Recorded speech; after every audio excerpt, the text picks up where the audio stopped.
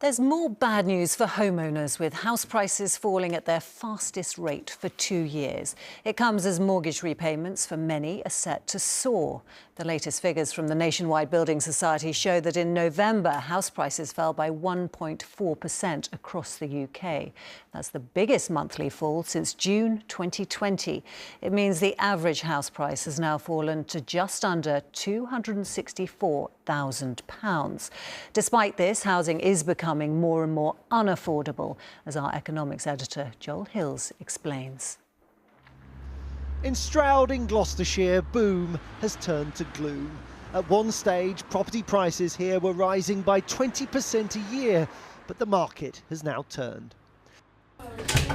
Off to you, Jamie. We'll just follow it into the lounge.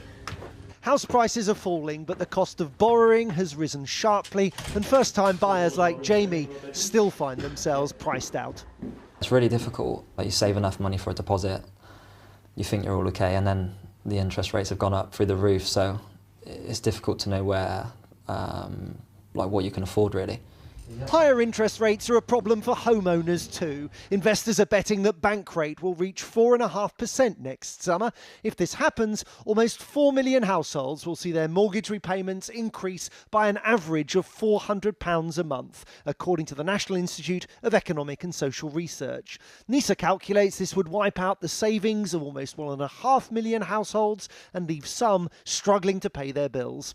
It's calling on banks to reintroduce the mortgage holidays they offered in the early stages of the pandemic. Yes, interest rates have to go up, but we don't have to have mass repossessions, we don't have to have wide-scale unemployment, we don't have to throw people into destitution, and that's where these kinds of interventions can help. They can reduce the size of the impact of the shocks on the economy and ultimately on households.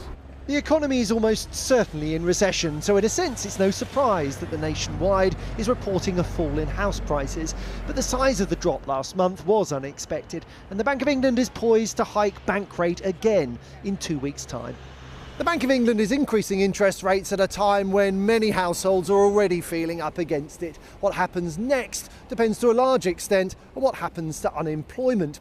History suggests that people tend to hold on to their homes as long as they hold on to their jobs. These are anxious times for estate agents. Most economists think house prices will continue falling in the months ahead, but will there be a correction or a crash? A soft landing is possible, but higher interest rates can have nasty and unpredictable consequences. John Hills, ITV News.